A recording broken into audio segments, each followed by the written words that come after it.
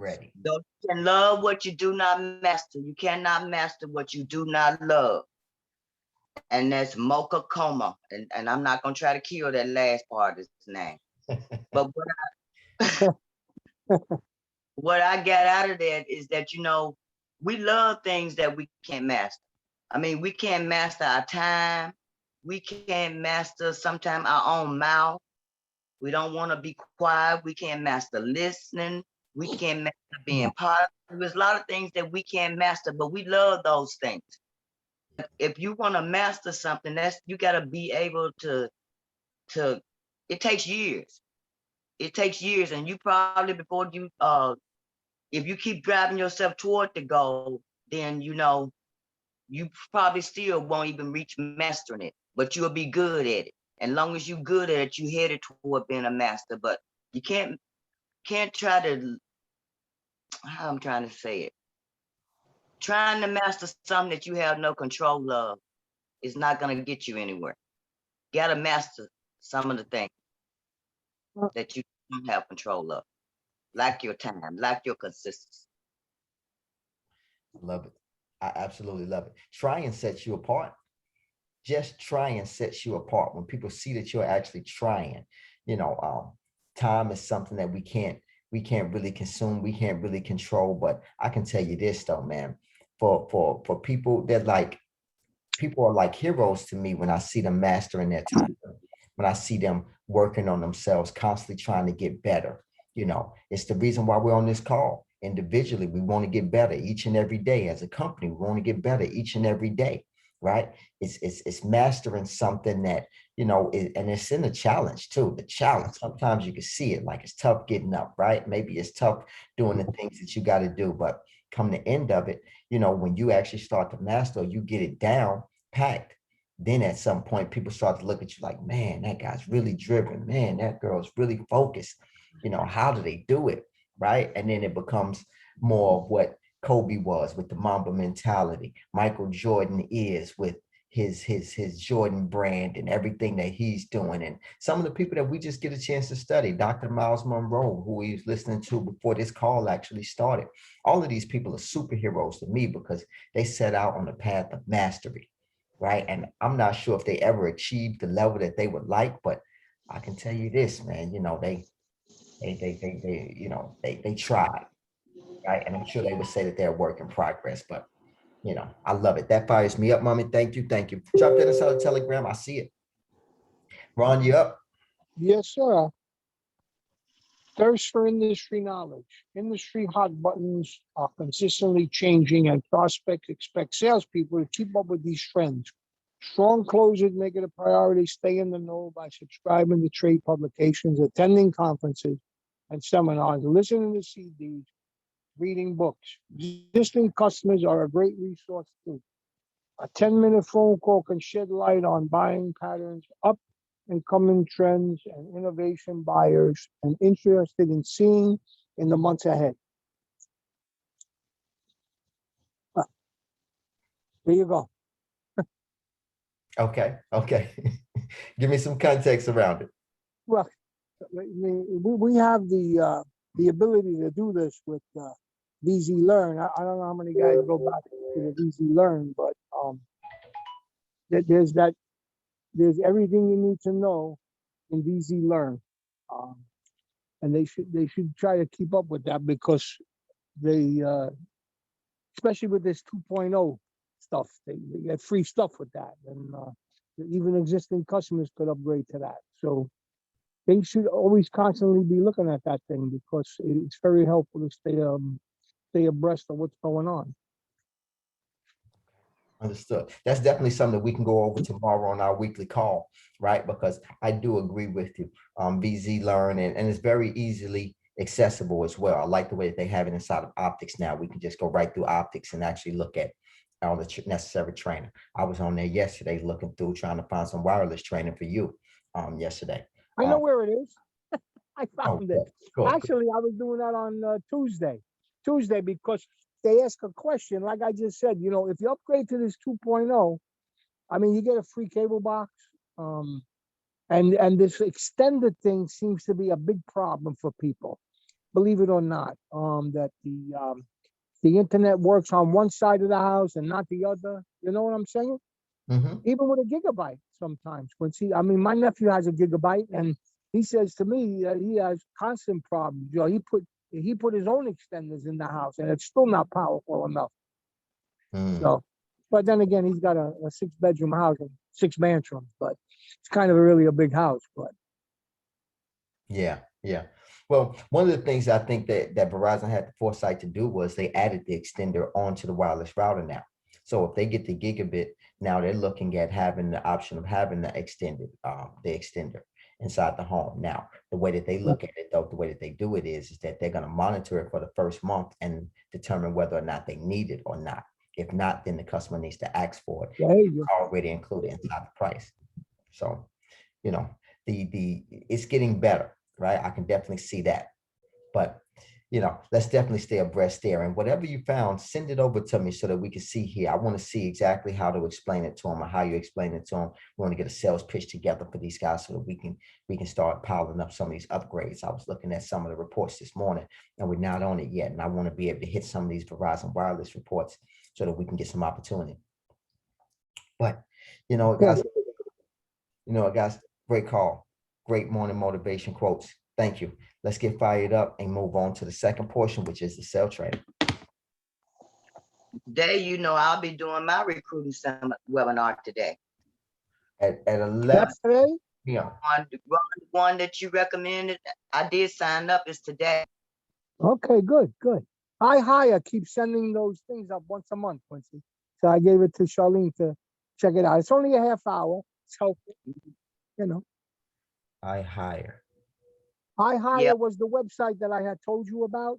And now that I'm on there, I obviously didn't recruit anybody from there when I was doing it, but they do have a good training program once a month. They get on there and they explain to you about better recruiting and stuff. So, Okay. and it's good because they do it in 30 minutes. It's great. Great. If it wasn't Thursday, I would jump on. What is it, 1 o'clock, Charlene? Yes. 12 o'clock. 12 o'clock. Oh, it was for you. Yeah. You're an hour behind? Yep. You are? Oh, wow. It's I didn't know just 7. It's just 7:15 here. Oh, I didn't know Tennessee was an hour behind. Okay. Well, part of it is. Not the whole Tennessee. Oh, just part of Tennessee is an hour behind? Yeah, Tennessee is a long state, so there's a portion of Tennessee that falls on the east, and then but most of it is central.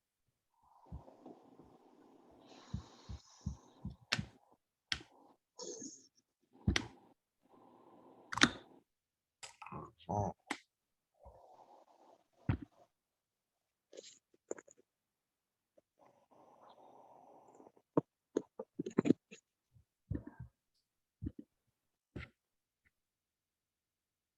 All right, guys, we're gonna spend the next 4 minutes and 21 seconds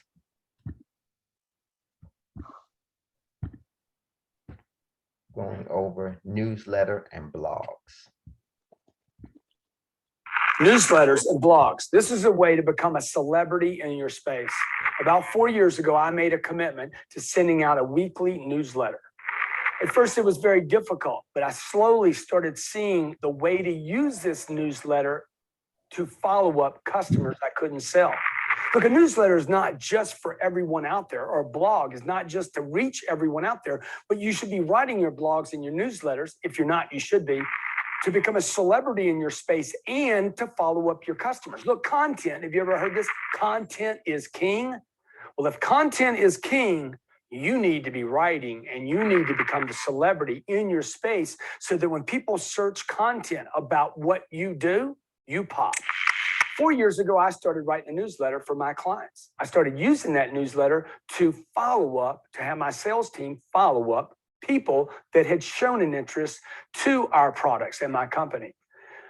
Today, I write for Wells Fargo. I write for American Express, Entrepreneur Magazine, Business Insider, and all that because I started writing for Business Insider. Now, when I write for all these different groups now, I use that content to push follow-up.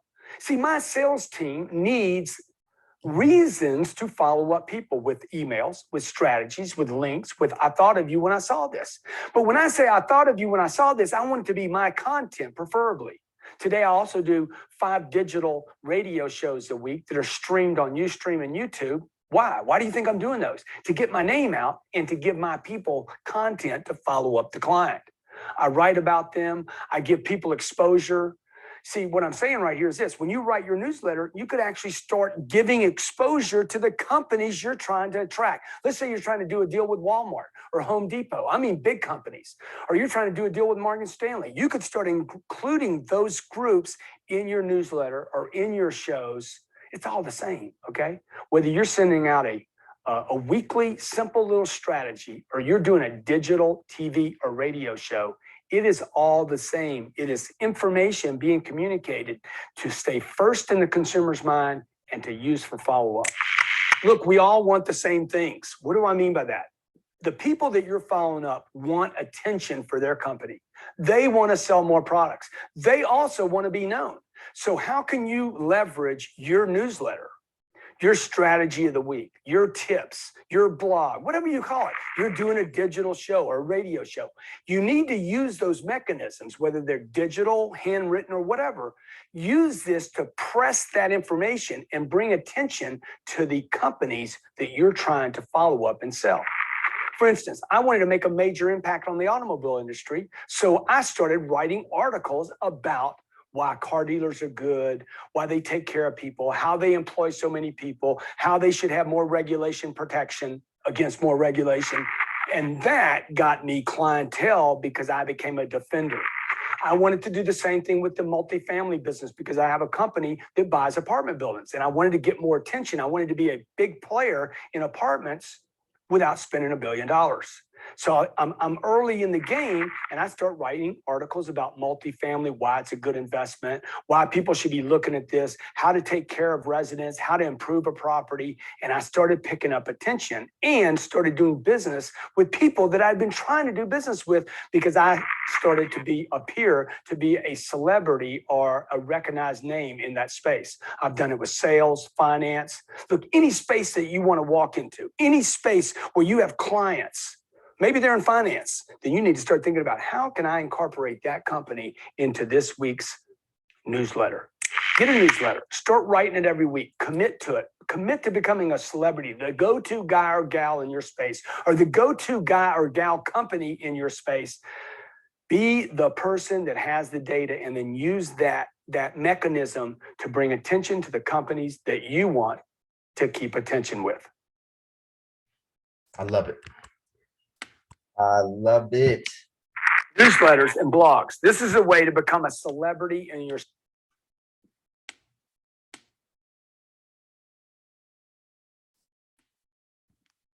I love it. All right. Question 1. To become a celebrity in your space, what does Grant recommend you do in this segment? Is it A, be active on social media? Is it B, write a newsletter or blog? Is it C, constantly call customers? B. 1B.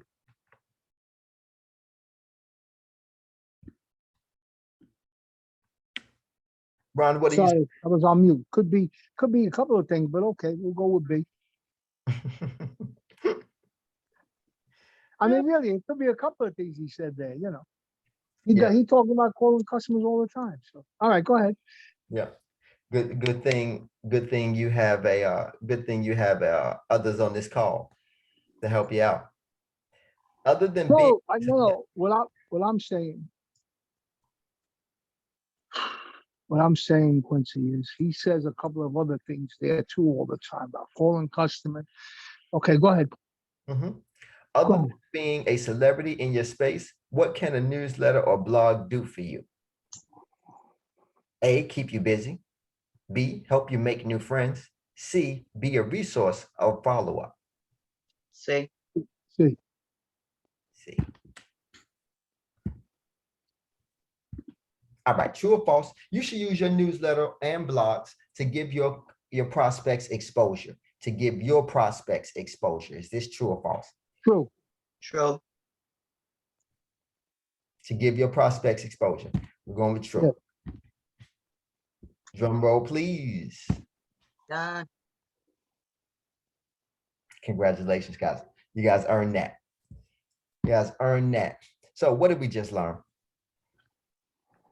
Well, I don't know. I think this segment was more for you than it was for a sales rep. But, I mean, I don't know who the guys could send newsletters out to, but I mean, this was a good segment for you and the company. You know. Well, I guess it would be similar to like what you're doing with the flyers that you posted up there you're going to have printed, but you were saying that they will be able to use and put their information in it. But he was just saying doing this as a newsletter or a blog or something, doing this on like a weekly basis. But you incorporate the community into it. You gain the people around you if you want to do business with them. And you gain the trust of the people around you. So you start incorporating them in your newsletter. The newsletter doesn't just have to be all about you. You incorporate them into it and give them that support, get their attention, because they love attention, as he said. They love the attention. And so that's what I got out of it. I love it. I love it. There's so many different ways that I can take this, right? And what I learned from it all is the fact that, you know, you got different ways that you got different resources, you know, and this is exactly why it's important to continue to keep your data. As a sales agent, this right here is something that really, really is a new concept that everybody should be taking with them. I mean, I tell these guys all the time, you can get your own CRM. You can go through a program like Easy Text or one of the others. There's plenty of them now. They're apps, they're actually on your phone.